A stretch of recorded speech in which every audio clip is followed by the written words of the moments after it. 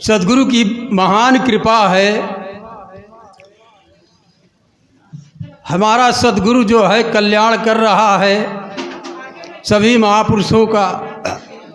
जो भी इस संगत में आ जाता है, सद्गुरु जो है सबका अज्ञान का ढक्कन खोलकर अपने में मिला लेता है, यानी अपने बराबर बना लेता है। जैसे हम लोग पहले इसमें रहते हुए इससे अलग थे, इसमें रहते हुए इससे अलग अपने को महसूस कर रहे थे। जैसे तमाम बोतल में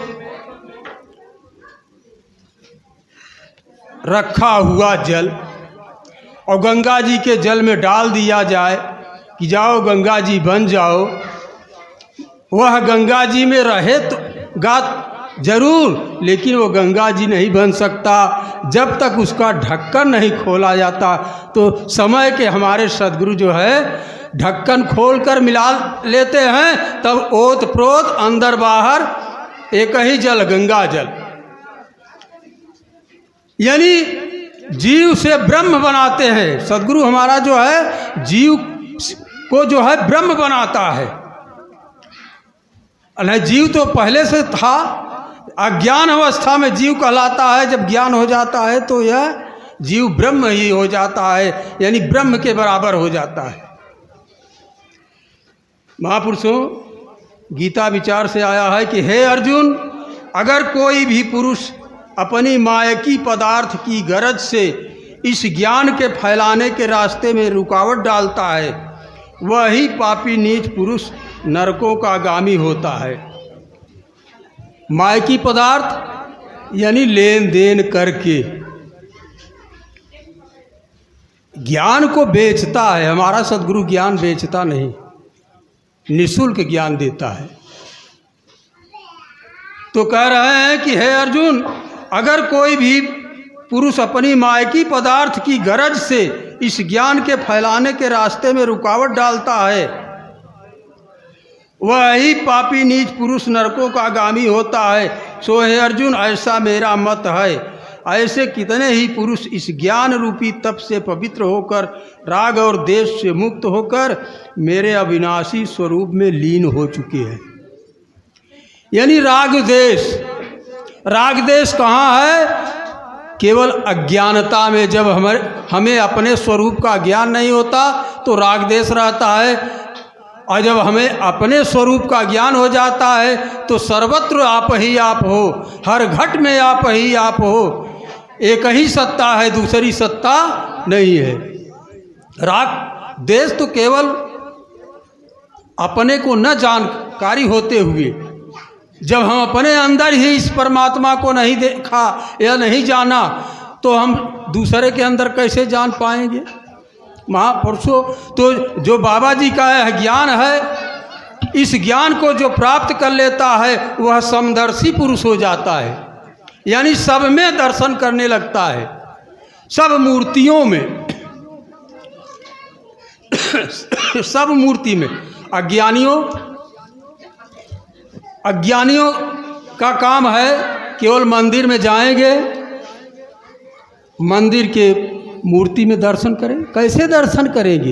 है तो यह ब्रह्म तो हर मूर्ति में है, लेकिन जब स्वरूप ज्ञान हो तब तो दर्शन करे। तो हमारे बाबा जी का ज्ञान इतना ऊंचा है कि इसको दिखा दिया कि सब में देखो, जड़ और चेतन सब में इसका दर्शन करिए। तो वह महापुरुष जो इसका दर्शन कर लेता है अपने घट के अंदर, वह समदर्शी पुरुष हो जाता है, सब में देखने लगता है। अच्छा, हे अर्जुन, मुझ परमात्मा की भक्ति जिस रूप में कोई करता है वही फल उसको प्राप्त हो जाता है। जैसे अज्ञानी कर्म फल चाहते हुए देवताओं की पूजा करते हैं, अज्ञानी जो कर्म करते हैं उसका फल चाहते हैं, वह देवताओं की शरण में या गुरु की शरण में आते हैं। फल क्या है? हमके डिमांड लई के सदगुरु के दरबार में पहले ना आए कि बाबा जी हमके ही मिल जाए, हमके वो मिल जाए, हमके ये मिल जाए। डिमांड उनका पहले रहता है। बाबा जी की भक्ति करने के लिए तो बिरले लोग जो है आते हैं, लेकिन केवल फल की प्राप्ति, संसारी फल, नश्वर धन मांगते हैं। अविनाशी अगर बाबा जी से मांग ले तो उनका जीवन सफल हो जाए। अविनाशी धन। देवताओं की पूजा करते हैं, उन्हें इसी मातलोक में कर्म फल प्राप्त होता है। यह शुभ गुण और कर्मों के बंटवारों से ब्राह्मण, क्षत्रिय, वैश्य, शूद्र की रचना को भी अविनाशी परमात्मा की रचना ही समझ। 4 वर्ण आपके शरीर में बाबा जी ने दिखाया है। ब्राह्मण, क्षत्रिय, वैश्य, पैर शूद्र, चारों वर्ण हर एक महापुरुष के अंदर है। और बाहर की दुनिया में मत भटकिए कि ब्राह्मण कौन है, क्षत्रिय कौन है, वैश्य कौन है, शूद्र कौन है। हम अपने अंदर ही, बाबा जी ने अपने ही अंदर सब कुछ देखने को कहा है।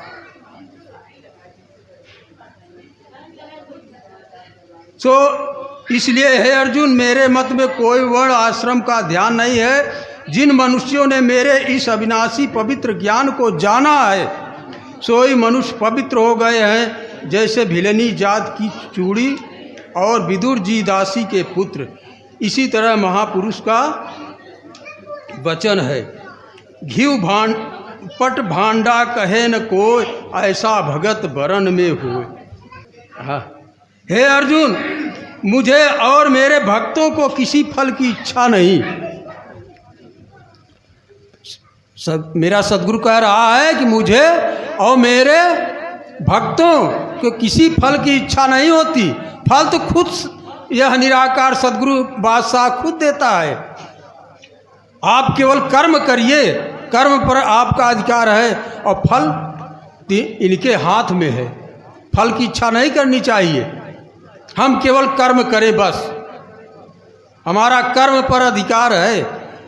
मनुष्य प्राणी का जो है कर्म पर अधिकार है। फल तो बाबा जी स्वयं देते हैं और बिना मांगे देते हैं। मांगे से अगर मिला तो क्या मिला, बिना मांगे बाबा जी सब कुछ देते हैं। और न किसी कर्म का लेप है।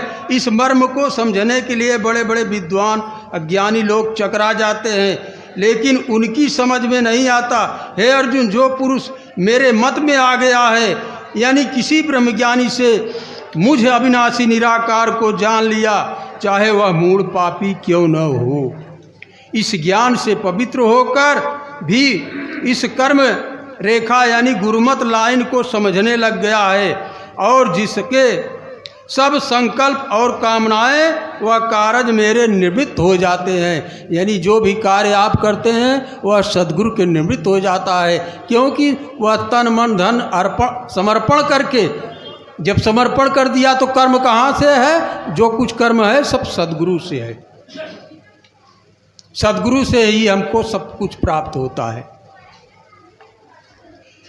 और जिसके सब संकल्प और कामनाएं वह कार्य मेरे निमित्त हो जाते हैं, और ज्ञान की ताकत से सब कर्मों को झुलस दिया, वह ही पंडित पूर्ण ब्रह्मज्ञानी है। उसने ही कर्म फल की कामनाओं को खत्म किया है।